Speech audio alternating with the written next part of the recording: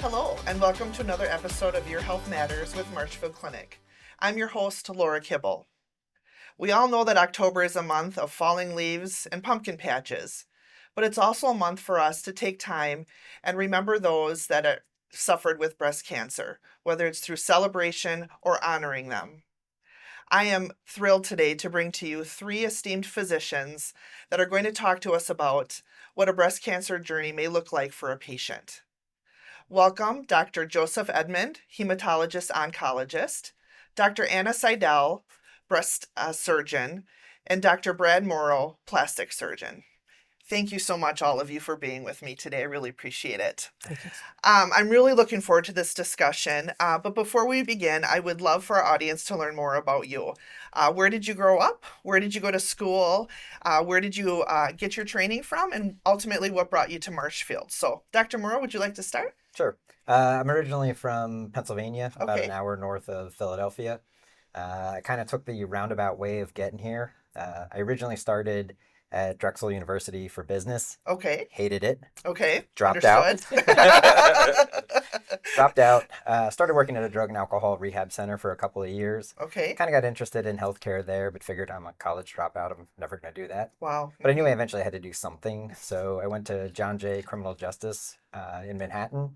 Started working on forensic psychology, Oh my gosh.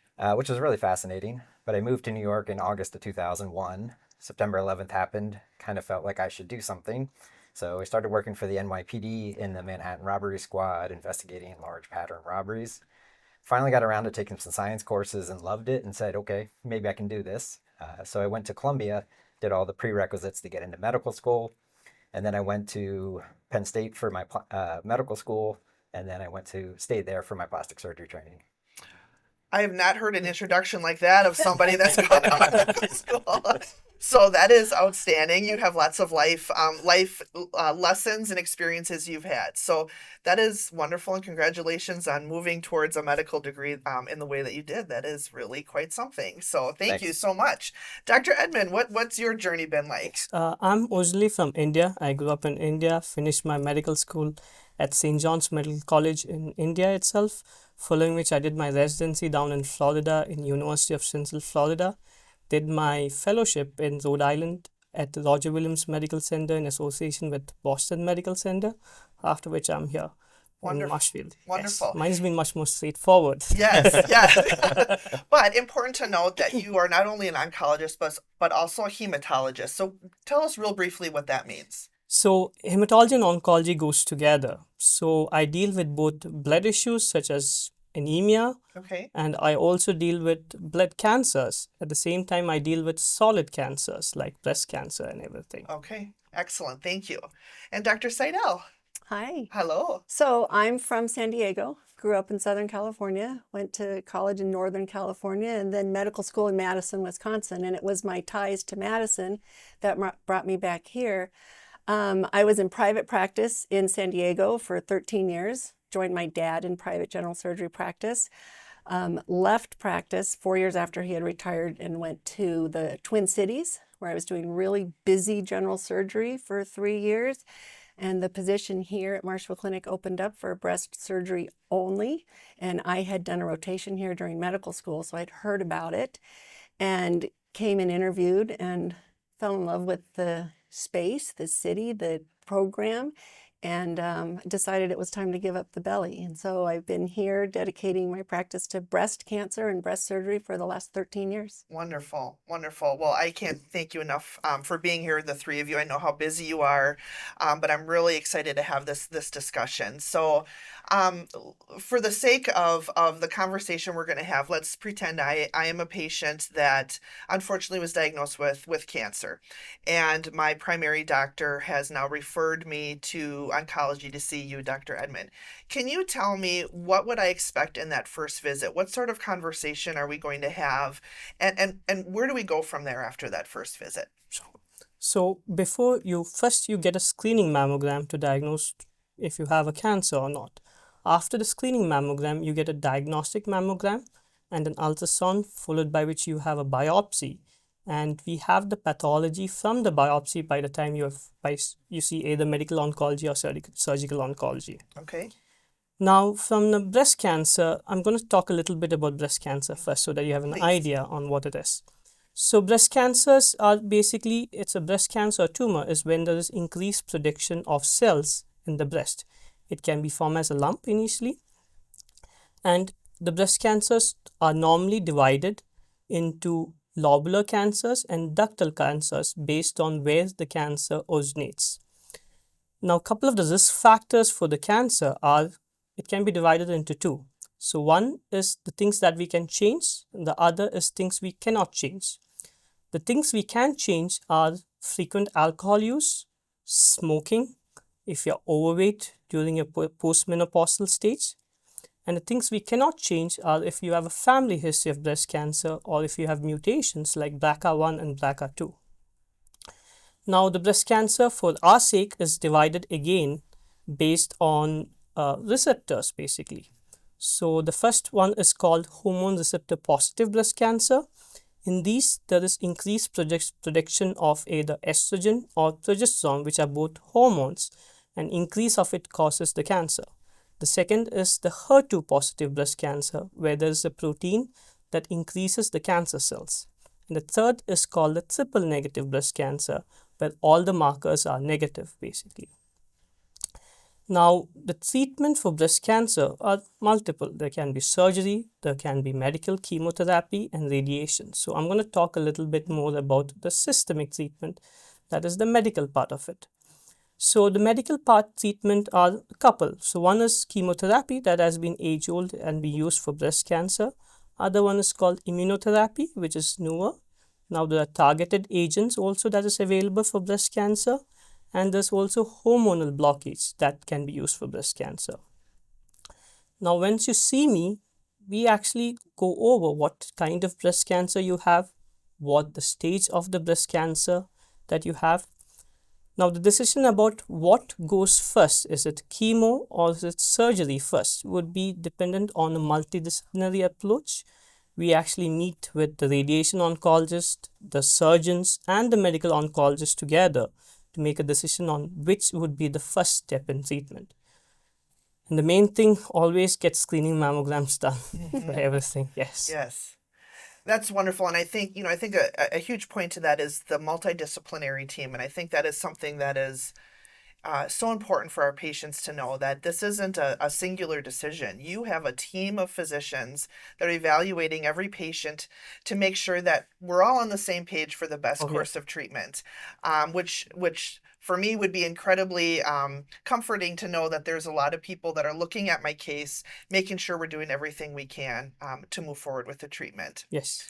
So let's say now, unfortunately, my case is going to require surgery. Fortunately or unfortunately, I guess it depends how you look at it. And you decide to set up a referral to Dr. Seydel. Yes, so we would have actually, so by the time the breast cancer is diagnosed, there's an automatic referral that goes to the surgeon and to no matter what. Yes. Okay. So both of us will actually see her most of the time on the same day. All right. Oh, wonderful. Yeah. Well, that's even better because, Yes. again, as a patient, you hear the news, I've got cancer, I want to get in as quickly as possible.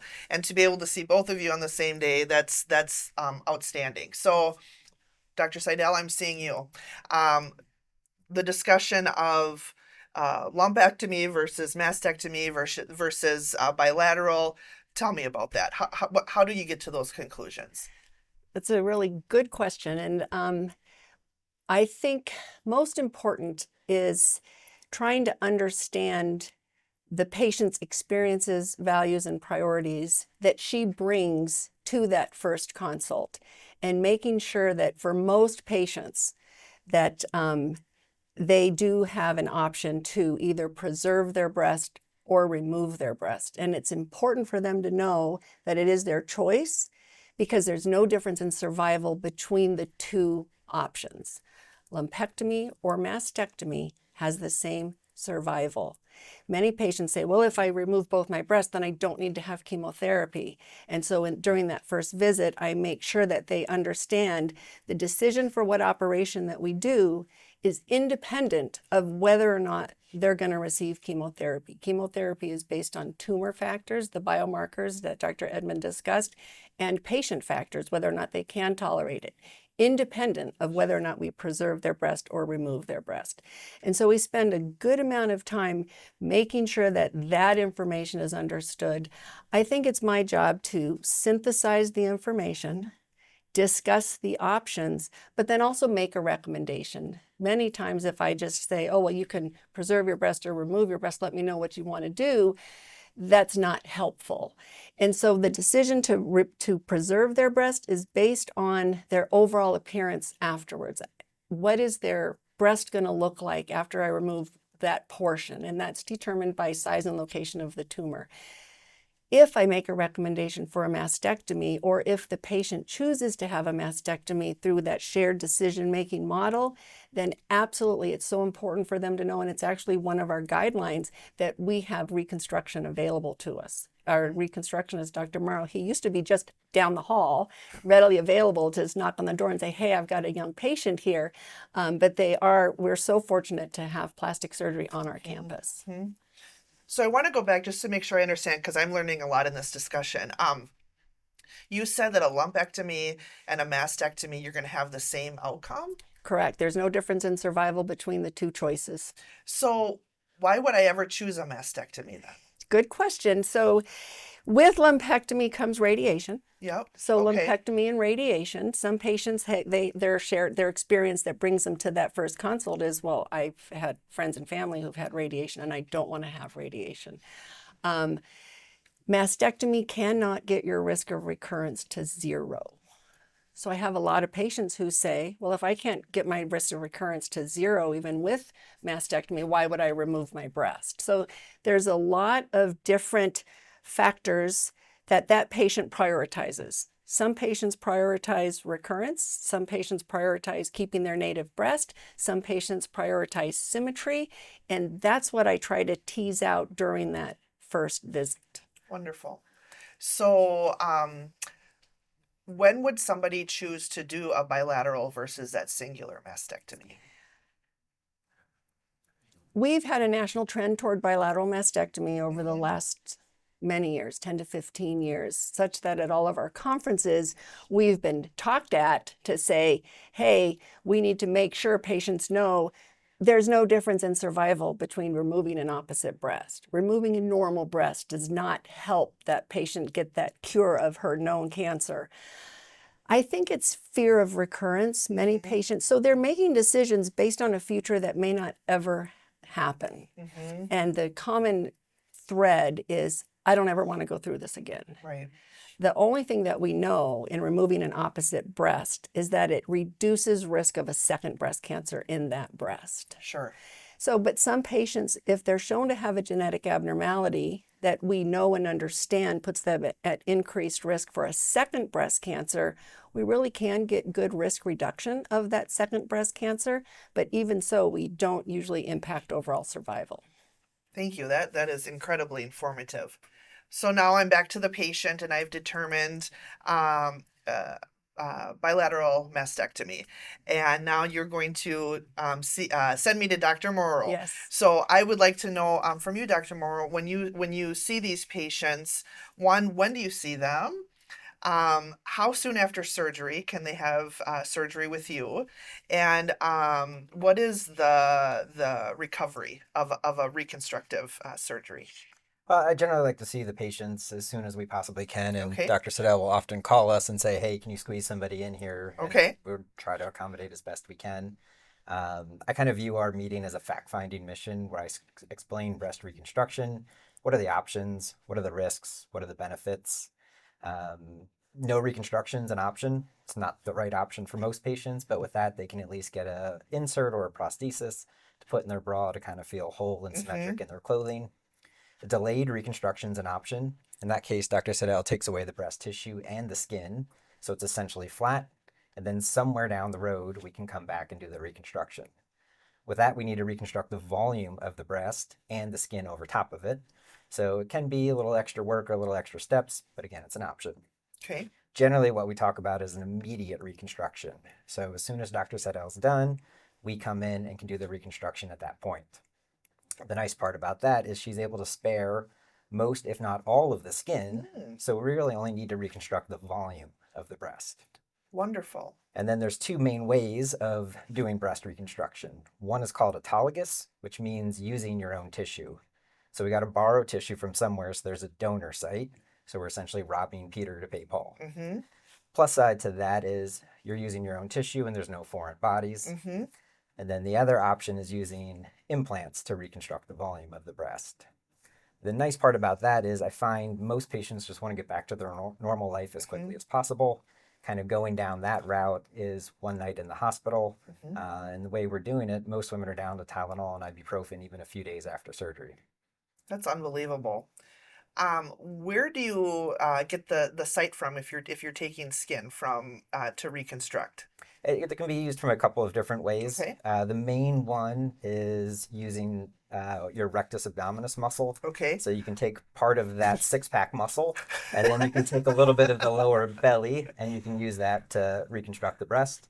Other big ones is taking one of your latissimus muscles, which is a shoulder muscle on your back. Okay. You can actually tunnel it through the armpit and bring it out to the front to reconstruct the breast. So I know I hear this question a lot, from women, but from the reconstruction, do they look like breasts? When do they have the same feel, the same look as if the breasts I had beforehand? And I think that's something that people really question of, is this something I want to do? It's a big deal to them. And I think that's something that people are sometimes afraid to talk about. But I think it's really important, if we can help with that at all today, it'd be a great discussion to have. Sure. The implants can have different textures to them and different firmness. There's one that's called a soft touch, which I think has a very soft, kind of natural feel to it that I think most women kind of enjoy and like going that route. Okay, excellent. So after the reconstruction, what happens from there? Does chemotherapy start? I know all of that is variable depending on where, the type of cancer, but what do people, am I cured? Do I go back and do I continue to see you? How often do I see you, Dr. Seydel, after surgery? What's usually the course after? So it's very dependent on the stage of the cancer, Okay. the type of the cancer. So most common is what we call the ER/PR positive, that is the hormone receptor positive breast cancer. And if it's an early stage, after it's removed, and if there is no indication for chemotherapy, it would just be hormonal therapy that we would give. And that I would see her every 3 to 6 months from my standpoint to see how they are tolerating the hormonal therapy. The chemotherapy is a little bit different. It becomes a little bit more complicated with the adjuvant treatment. But that would be specifics are very too much for that. Sure. Go over in one episode. No, I understand. I know there's a lot to that. But I think it's important to note that chemotherapy can't start if there are continued complications from an operation. Okay. And so you asked about unilateral mastectomy versus bilateral mastectomy. There are some times when patients aren't candidates for a longer operation. They're set up for complications, heart disease, lung disease, diabetes, smokers. That's when I would recommend we only operate on one side. It's very distressing when we do a bilateral mastectomy and we're removing a breast that does not have cancer in it, and that's the side that then has a complication that delays their cancer treatment. And the other thing I wanted to mention about follow-up, and it's because it's a test question for the residents all the time, is for patients who do have a lumpectomy and radiation, the follow-up is 6 months after they finish radiation, a bilateral diagnostic mammogram, and then yearly thereafter. So they have their operation. Hopefully they don't have complications. They have their chemotherapy if indicated. Then they have their radiation. And 6 months after radiation, they get their bilateral diagnostic mammogram. After mastectomy, they don't need any more imaging. They don't need screening, imaging, just physical exam alone, and that's yearly. So how do you do a physical exam if they've had reconstruction? Well, you're examining the chest wall, you're examining the breast mound, you're examining their lymph node basins underneath their arm, and you're talking with them and seeing how's their self-esteem, how's their self-image, do they have any symptoms, symptoms of discomfort, new symptoms. So it's a real check-in that's every year, not just physical exam, looking, feeling for lumps and bumps. Absolutely. And that leads me to my next question is, breast cancer is a devastating diagnosis for women, but it's not only the physical, the fear of what's going to happen to me, but it's so much of the emotional. How are they doing mentally? How are they handling whatever the treatment is? How are they, certainly if they're in chemo, we know that the hair loss is a huge burden that they bear. What resources do we have available for our patients outside of our physicians to help guide them through their journey? As an accredited program, we have a nurse navigator Okay. whose job it is to be the liaison for that patient to navigate through the journey from diagnosis until, all through treatment, through getting, if they choose to be flat after bilateral mastectomy, get them fitted for a mastectomy bra with prostheses. And she's expert at knowing our resources. We have a YMCA program and community program. We have community programs for kids whose parents are going through breast cancer. We have genetics, a robust genetics department on our campus. But having that nurse navigator help with the journey is key. I couldn't agree with you more. And I think, having that person you can reach out to for questions, or just someone to talk to, or somebody, and that was a great point. Children, we know unfortunately a lot of young women are diagnosed with breast cancer and they have little kids, and what can we do to help support them? And, I'm very proud of what Marshfield Clinic can offer our community for support, and making sure that their needs are met and that their questions are answered and that they really have someone that they can go to, that they feel they can really trust the advice they're getting, because we know we get advice from all areas when there's a medical diagnosis, and to have that person we can trust is really important. So, Dr. Edmund, can you speak a little bit to how breast cancer treatment has evolved over the years? I think it's really important to talk about what has research helped us with, and where are we from compared to 10, 15, 20 years ago? Sure, definitely. So 10, 15 years back, it was just one size fits all. So you just get chemo, surgery, radiation. It was a very standard approach. Right now, we look at the cancer biology on how the cancer behaves as such. We actually do genetic studies. So for hormone receptor positive cancers, we have studies that can be done to say if the patient would benefit from chemotherapy or would just be hormonal therapy. So a lot of people don't need chemotherapy at all. It can just be managed with hormonal therapy to block it. And with the newer treatments, like for HER2 cancers, there are newer agents that are very targeted and which is very powerful, called tucatinib and sacituzumab. So they act on these specific receptors and control the cancer. And for hormone receptor positive cancers, there are these newer agents called the CDK4/6 inhibitors. So they have also significantly helped, even if the patient has a metastatic cancer, these medications, and these are just oral pills that the patient can take at home and don't have to come into the hospital to take it. And even for triple negative breast cancers, which was the hardest to treat in the past, right now there is immunotherapy that can help with the chemotherapy, and that has shown significant benefits from that. That's wonderful. And I think you're absolutely right, to where there was a one course is now there's so many options. I don't know if you can answer this, but this is, just a question that I have. When someone's diagnosed with breast cancer and it's metastasized, is that because the cancer has been there for a long period of time and maybe I haven't gotten a mammogram? Or could it be that this is a very aggressive cancer and I had a mammogram and my year hasn't come up? Or it can be both. So if it's a slow growing cancer like hormone receptor, sometimes it takes a long time to metastasize. So if someone has not undergone routine mammogram, and then it becomes metastasized over a couple of years. While there's some cancers that are very malignant upfront, it's how it behaves as such, that within a few weeks or a few months that it can spread rapidly. So it can happen both ways. It's not just missing one mammogram that caused the breast cancer. Sure. Most people blame themselves, but that might not be the case. That might not be the case. And I think it's important though for us to mention, you feel a lump, you feel something that wasn't there a couple days ago or a month ago. you need to reach out on that and see a doctor, and the importance of the yearly mammogram, and anything else to add to that as far as what women can do to help themselves and making sure that they're doing everything they can to prevent cancer or at least catch it in an early stage. Well, I think there's this wives' tale that if it hurts, then it's not cancer.